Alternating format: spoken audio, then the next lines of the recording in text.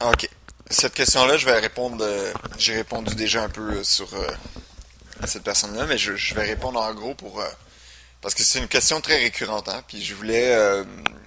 J'ai une petite inspiration, alors je voulais en- en- vous en faire part, là. Mais salut Yuri. J'ai comme une remontée d'ego dans le fond de la gorge. J'ai pensé que c'était encore une impression d'être, mais finalement, ce n'était que l'impression. J'ai l'impression de m'éloigner du centre à vitesse grand V. Je sais, je ne sais pas si c'est l'effet de la dissolution du temps-espace, mais cela me rend complètement HS. Donc, autrement dit, euh, cette personne-là m'avait parlé que au- peu avant, la présence était là, c'était magnifique, c'était la présence euh, la présence paisible qui se produit quand on prend le temps de s'arrêter, puis de concentrer son attention sur le moment présent, là. Il y a une genre de présence qui s'installe. C'est, c'est l'état neutre du mental. C'est une, c'est une, c'est une présence vraiment agréable. Quand vous le faites, là, c'est facile de croire. C'est facile de croire que c'est cette paix-là, qui est un peu, un peu neutre, mais en même temps euh, confortable, je dirais. Mais c'est assez fréquent de croire que cette paix-là doit être la conscience. Cette paix-là doit être la conscience. C'est assez fréquent de le voir ainsi parce que justement les professeurs puis les illuminés de tout le temps parlent toujours de paix, de plénitude. C'est facile de se prendre dans l'idée que cette paix-là, la paix du mental, est, est justement cet éveil-là. Puis, je voulais mentionner quelque chose de très important, c'est que à un moment donné, cette présence-là s'en va. Parce que elle vient quand votre mental arrête de se promener un peu partout, quand vous prenez le temps de vous arrêter dans le moment présent. Les stimulus s'en vont, s'en vont, puis laissent une espèce de paix silencieuse euh, euh, dans votre expérience. Puis là, quand vous retournez à vos occupations, ou le lendemain, ou il y a diverses idées, diverses projections qui se produisent, puis la paix disparaît. Puis là, on se dit, merde, j'ai perdu l'éveil. Puis la meilleure manière de vous présenter le problème, c'est celui-ci. Quand vous regardez là, quand vous regardez dehors, vous regardez, admettons que je vous fais regarder dehors toute la journée, vous regardez 24 heures, pas 24 heures, 12 heures à peu près. 12 heures de clarté, jusqu'à temps que le coucher du soleil arrive. Là, le coucher du soleil arrive, le ciel devient rouge, ou dépendant de la couleur où est-ce que vous êtes, le ciel devient rouge, puis là, le soleil se couche, et là, tout d'un coup, la noirceur arrive, puis il y a la lune, et voilà.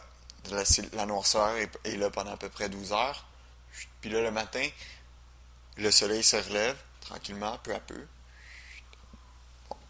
Ben, imaginez simplement que même le sentiment de présence ou le sentiment de frustration, le sentiment de présence serait le jour, puis le sentiment de frustration serait la nuit, par exemple. Mais je veux dire ça, sentiment positif serait le jour, sentiment négatif serait la nuit. OK? Ça va être mieux pour notre exemple.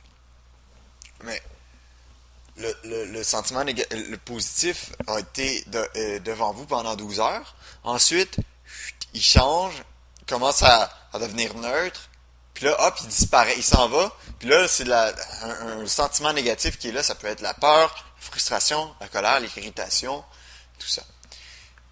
Donc, ça arrive. Puis là, au matin, oh, qu'est-ce qui arrive? Une étincelle, un petit quelque chose. Et là, la présence revient, là, parce que c'est agréable. Mais ce qui est la présence, là, la présence, c'est pas ce qu'il y a dans le ciel. C'est pas le jour ou la nuit. La présence, c'est ce qui a été là, pour témoigner de la transition entre le jour et la nuit. Si vous aviez pas été là, si vous aviez pas été là, vous pourriez pas dire que la nuit a succédé au jour. Ok? OK, le simple fait de me dire, ah là, mais là, je me suis emporté, là, je me suis senti emporté, puis là, j'ai perdu la présence. Le simple fait de me dire ça me confirme immédiatement que vous êtes absolument à la bonne place, là. C'est juste que vous êtes en train de regarder à l'extérieur des choses qui sont toujours mouvantes, le plaisir puis la douleur. Ça, c'est des choses que vous allez toujours expérimenter à un degré ou à un autre. Il y a personne qui va se... Il y a, pers- il y a personne qui peut en échapper quand il vit dans une expérience comme ça, dans cette expérience-ci, cette expérience holographique, là, comme on avait vu l'autre jour. Il y a personne qui en échappe, là, la peur, la, je le dis, pain, la douleur et le plaisir se succèdent, mais l'intelligence, puis l'espace, puis la plénitude dont les maîtres parlent, c'est pas celle qu'on trouve dans le ciel, mais c'est celle qui est créée dans la conscience que ça change comme les saisons. Puis ça devrait pas être... Vous ne devriez pas vouloir retenir les bonnes émotions, quoique c'est tout à fait normal. Moi-même, je préfère de loin les émotions positives que les émotions négatives. Je préfère de loin aller au parc d'attractions, faire des montagnes russes, des émotions fortes, que d'avoir un accident de voiture, définitivement. Euh, mais les deux arrivent, mais la paix, c'est celle qui accepte qui sait déjà à l'avance que les choses bougent comme ça. Puis on pourrait le voir même que il y a une certaine part de cette compréhension-là qu'on peut voir plus facilement quand on voit un paysage fabuleux, là. Qu'on soit en voyage ou n'importe où. Il y a un paysage fabuleux et vraiment extraordinaire. On sent les émotions, puis waouh, on a l'impression d'assister à quelque chose d'extraordinaire. On voudrait l'encapsuler, mais il y a une espèce de déchirement à l'intérieur. On sait très bien qu'on ne pourra pas l'encapsuler, puis que on va jamais revoir cette scène-là particulièrement. Puis il y a toujours un petit deuil à faire par rapport à ça. Puis le moins, le plus on s'accroche à cette pensée-là, le plus on va se faire du mal. On va essayer, par exemple, de posséder ce bout de terrain-là,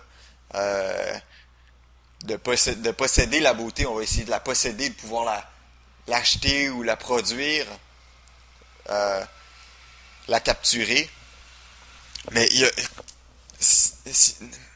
on est obligé à un certain degré, si on veut apprécier, si on veut apprécier la beauté, il faut apprécier son sens de bohème, que c'est quelque chose qui va s'en aller. La beauté est là. C'est parce que ça va s'en aller que c'est si précieux, puis ça reste tellement unique comme moment. Mais ce qui est aussi vrai à un moment donné, si vous avez remarqué, c'est que à un moment donné, vous voyez des vous êtes dans des expériences qui sont encore aussi magnifiques, aussi uniques, puis qui vont font encore avoir cette petite sensation-là de pincement au cœur, de ne pas pouvoir la posséder. Il faut, dans la maturité de laisser aller la chose, il y a aussi la découverte d'une profonde acceptation, d'une profonde appréciation de ce qui vient. C'est là où l'œuvre d'art prend toute son essence, tu sais. Euh, de voir toujours le même paysage dans posséder, il va être extraordinaire pendant comme 5 6 7 ans. Puis après ça, à un moment donné, vous allez commencer à vous en détacher. Puis peut-être même en souffrir si le si la beauté s'effrite avec des changements qui se produisent dedans. J'en ai perdu un peu la question, hein. Je pense que c'était encore une impression d'être, mais finalement, ça n'était. J'ai une. Ah oui, l'impression d'avoir perdu la présence.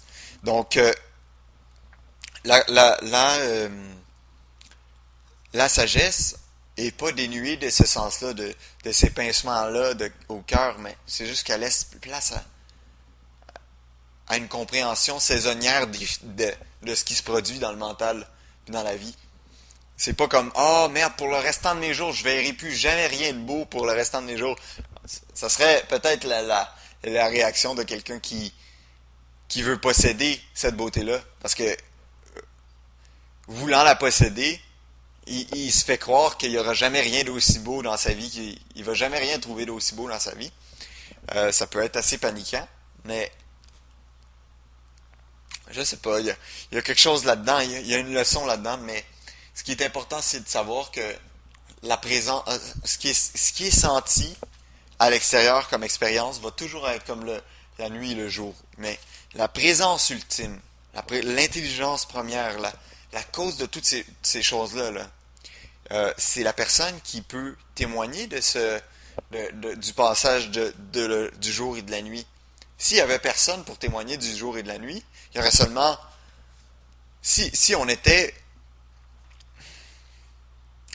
seulement dans le jour, on expérimenterait seulement le jour. Jamais on pourrait dire la nuit est arrivée. Ou le jour était là et la nuit est arrivée. Personne ne pourrait dire ça. Parce que l'un vivrait toujours dans la noirceur, puis l'autre vivrait toujours dans la clarté. Comme on essaye de faire d'ailleurs. Quand on est sur le chemin spirituel, on veut garder seulement la clarté, puis on veut avoir zéro ombre. On veut zéro noirceur dans notre vie. Mais en fait, pas juste sur le chemin spirituel, sur tous les chemins possibles. On veut seulement la clarté, puis pas du tout la noirceur. Mais les deux sont là, puis il n'y a pas de problème avec ça. Mais il faut se servir de ça, du fait qu'il y a une transition, pour comprendre que pour qu'il y ait une transition, il faut qu'il y ait quelqu'un pour qui cette transition-là se fait. Il faut que cette transition-là se fasse devant les yeux de quelqu'un pour pouvoir être apporté comme ça.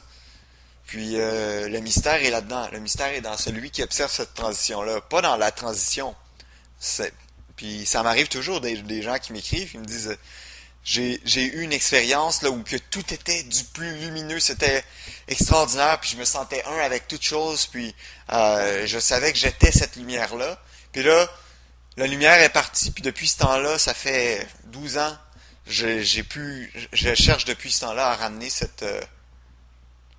mais ça a aucune valeur, qu'est-ce qui est vu à l'extérieur. Ce qui a de la valeur, c'est ce qui a perçu le passage de cette lumière-là à la noirceur. C'est là où est le mystère, puis c'est là qu'il faut garder son attention, parce que c'est là la source. Tant qu'on regarde à l'extérieur, on verra pas ce qui sort directement de la source. Mais si vous écoutez à la porte de la source, puis vous êtes là, puis vous êtes attentif humblement, vous la laissez transpirer à tous les jours, vous allez entendre la voix de Dieu, comme j'aime dire, comment on dit en français, le chuchotement de Dieu à vos questions, ça va être directement des réponses directement, comme si vous allez boire à cette source-là, comme si c'était s'agissait du sein de votre mère. Donc, il faut découvrir que celui qui... Il faut découvrir que il n'y a pas de transition s'il n'y a pas personne s'il n'y a pas la lumière de cet observateur-là pour faire que cette expérience-là soit expérimentée. Puis cet observateur-là est antérieur et plus grand que cette expérience-là. Parce que l'expérimentateur, celui qui observe, jamais ne va et vient. Et c'est ça le secret. Tout va et vient pour lui, mais est-ce que lui va et vient? C'est la question qu'il faut trouver. Parce que si c'est le seul qui se promène pas, qui est pas passager comme expérience, alors c'est le centre de l'univers. Puis au centre de chacun de vous, l'univers naît et meurt des milliards de fois dans le temps et l'espace, pendant que vous êtes hors du temps et de l'espace. Donc voilà, c'était encore un petit peu plus sur l'impression de perdre la présence. La présence, c'est pas ce qui est observé, mais ce qui observe. C'est le point de départ. Tant que vous allez observer par là-bas, aussi loin que vous allez observer dans le rêve, vous allez trouver des nouvelles choses, des nouvelles de quoi vous mettre sous la dent, mais jamais vous allez trouver une satisfaction à vos recherches puis à vos questions. Donc,